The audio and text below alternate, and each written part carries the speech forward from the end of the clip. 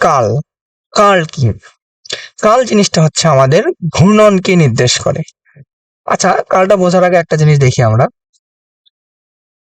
ধরো এইটা হচ্ছে আমাদের একটা নদী। ধরো নদীর স্রোত আমাদের এইদিকে বইতেছে,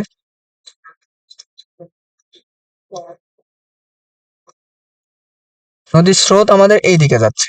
আচ্ছা, ধরো আমি নদীর স্রোতের ঠিক এই কিনারা বরাবর একটা চাকতি রাখছি। চাকতিটার মাঝখানে আমি ছোট্ট একটা কণা রাখছি, ছোট্ট একটা উপাদান রাখছি। আমি যদি একটা চাকতি ঠিক নদীর মাঝখানে রাখি, ঠিক সেম চাকতিটাই আমি যদি নদীর মাঝখানে রাখি, কি ঘটনা ঘটবে? আর আরেকটা চাকতি যদি আমি ঠিক নদীর এই কিনারায় রাখি, কি ঘটনা ঘটবে? দেখো, আচ্ছা বলো তো আগে, নদীর স্রোত কিনারায় বেশি থাকে না মাঝের দিকে বেশি থাকে? দেখো অবশ্যই কিন্তু আমাদের নদীতে যে আমাদের পানির স্রোতটা, সেটা হচ্ছে আমাদের কি মাঝ বরাবর বেশি থাকে।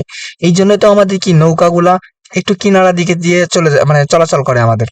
তাহলে দেখো তো, এই চাকতিটার দিকে তাকাও, এই চাকতিটার দিকে চিন্তা করি, এই দিকে কি আমাদের স্রোতের বেগটা কম, এই দিকে কি আমাদের স্রোতের বেগটা বেশি না?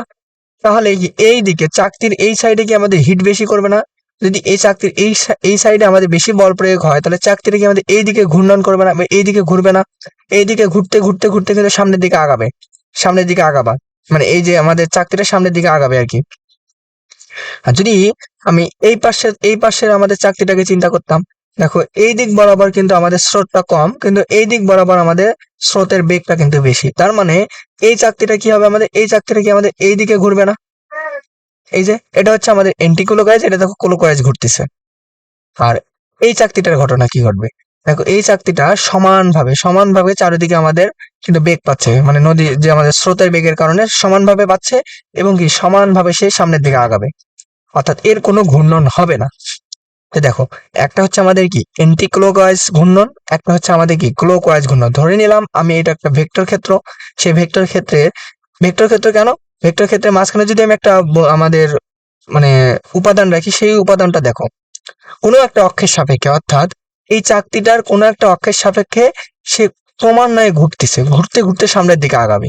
আচ্ছা, তাহলে দেখো এখানে তিনটা কেস ঘটছে। একটা হচ্ছে আমাদের কি এন্টিক্লোকওয়াইজ বা পজিটিভ দিকে ঘূর্ণন আমরা বলতে পারি, একটা হচ্ছে আমাদের কি ক্লকওয়াইজ, সেটার দিকে আমরা নেগেটিভ ঘূর্ণন বলতে পারি, আর যেটা আমাদের কোনো ঘূর্ণন হচ্ছে না, এটা কি আমি ঘূর্ণন শূন্য বলতে পারি। আচ্ছা, তাহলে দেখো এই যে তিন পজিশনে যে ঘূর্ণন বোঝাচ্ছে, এই তিন পজিশনে কিন্তু আমাদের কার্লের মান।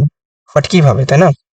দেখো, কোনো ভেক্টর ক্ষেত্রের কাল ওই ভেক্টর ক্ষেত্রের ঘূর্ণনের সাথে সম্পর্কিত। এটি ভেক্টর অপারেটর ও ভেক্টর ক্ষেত্রের ক্রস প্রোডাক্ট এর মান। তাই কাল একটি ভেক্টর রাশি। দেখো, ক্রস প্রোডাক্টের মানে হচ্ছে কিন্তু আমাদের কালকে নির্দেশ করতেছে।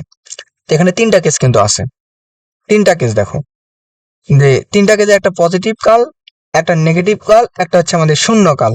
পজিটিভ আর নেগেটিভ কাল যাই বলি না কেন, এদের একটা ভ্যালু আছে কিন্তু। তাহলে আমি দুইটা জিনিস, এই তিনটাকে দুইটা ভাবে লিখতে পারি। CURL, কাল। কাল যদি আমাদের শূন্য হয়, তাহলে একে বলা হয় হচ্ছে অঘূর্ণনশীল। কি বললাম? অঘূর্ণয়নশীল। দেখো, এইদিকে কিন্তু আমাদের কালটা শূন্য ছিল, অর্থাৎ এখানে আমাদের কি ঘূর্ণন হয়নি। যখন এর মান শূন্য হয়ে গেছে, মানে এর ঘূর্ণন শূন্য হয়ে গেছে, তখন সেটাকে আমরা বলতে পারি কাল শূন্য। আচ্ছা, ঘূর্ণনশীল, অঘূর্ণনশীল এবং একে বলা হচ্ছে সংরক্ষণশীল। কি জন্য সংরক্ষণশীল বলা হয়? ধরো এই যে মাঝের যে চাকতিটা আছে না, এই চাকতিটার কোনো ঘূর্ণন হবে না, অর্থাৎ এই চাকতিটার কোনো সরাসরি হবে না, এর কোনো ক্ষতিও হবে না, মানে এটা কি সংরক্ষিত অবস্থায় থাকবে। কিন্তু এই চাকতি দুটো চিন্তা করো তো, যে চাকতি দুটার ঘূর্ণন ছিল, এই চাকতি দুটার মাঝখানে যে আমাদের যে উপাদান কণাটা ছিল, সেই কণাটা কি আদৌ সংরক্ষিত থাকবে, না ঘুরতে ঘুরতে এক সময় কি ছিটকে পড়ে যাবে? তার মানে আমরা কিন্তু বলতে পারি, যদি কাল শূন্য না হয়, অর্থাৎ অশূন্য হয়, অশূন্য হলে কি হবে? দেখো, অশূন্য হলে আমরা বলতে পারি ঘূর্ণনশীল। ঘূর্ণনশীল বা একে আমরা বলতে পারি হচ্ছে অসংরক্ষণশীল। কার্ল আমরা তাহলে কিভাবে বের করব? আমি বললাম নেবলা ক্রস যে কোনো একটা ভেক্টর ক্ষেত্র, সেই ভেক্টর ক্ষেত্রে যদি আমি ক্রস প্রোডাক্ট করি যা পাবো সেটা হচ্ছে ওই ভেক্টর ক্ষেত্রে কালকে নির্দেশ করে। ধরে নাও আমি এ একটা ভেক্টর ধরে নিলাম x i y j plus z k. এখন এ এর কার্ল বের করব, কিভাবে বের করব? যে ন্যাবলা ক্রস এ। তাহলে দুটা ভেক্টরের আমরা ক্রস কি জানি, ন্যাবলা সমান সমান তো আমরা জানি, ন্যাবলা সমান সমান তো একটা জানি আমরা, del by del x i plus del by del y j plus del by del z k. আচ্ছা, তাহলে দেখো আমরা এখানে লিখতে পারি আই জে কে, আর প্রথমে আমরা ন্যাবলার জন্য লিখতে পারি del by del x del by del y del by del z, আর এখানে লিখতে পারি হচ্ছে আমি এক্স ওয়াই জেড।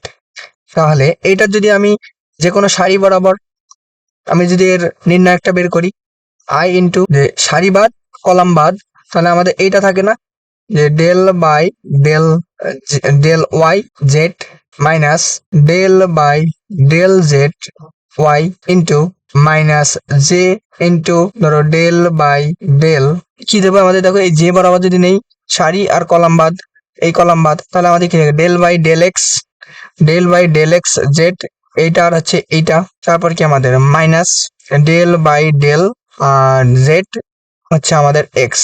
তারপর আমি যদি কে নেই, কে নিলে আমাদের কি থাকে, এর সারি বাদ কলাম বাদ থাকে আমাদের del by del X Y minus del by del Y X. তাহলে দেখো এটার মান কি আমাদের আই ইন্টু, তা দেখো এটার মানও আমাদের জিরো, কারণ ওয়াই এর সাপেক্ষে যেটা তো ডিফারেন্সিয়েশন করা যায় না, অর্থাৎ জিরো মাইনাস এটাও zero minus J into zero minus zero plus k into zero minus zero, সবগুলোই জিরো। তার মানে এটা কিন্তু অ্যান্সারটা চলে আসতেছে আমাদের কিন্তু জিরো। দেখো যখন জিরো চলে আসে আমি বলছি কি যে ভেক্টরের কাল শূন্য তাকে, তো সেটা কি আমাদের অঘূর্ণনশীল, অঘূর্ণয়নশীল, বোঝা গেছে? অঘূর্ণনশীল মানে কি সংরক্ষণশীল। তো আমরা বলতে পারি কি যে এ ভেক্টরটার আমাদের কাল শূন্য, বোঝা গেছে? আচ্ছা, এরপরে এই কাল থেকে আর একটা সুন্দর জিনিস নোট করে রাখতে হবে আমাদের, সেটা হচ্ছে যে নোট, ধরো এ একটা ভেক্টর ছিল, যে এ ভেক্টরের কাল, ধরো এ ভেক্টরের কাল মানে কি ন্যাবলা ক্রস এ। এবার কোনো ভেক্টরের কাল, সেই কালের যদি আমি ডাইভারজেন্স বের করি, সেটা অলওয়েজ আমাদের শূন্য। কি বললাম?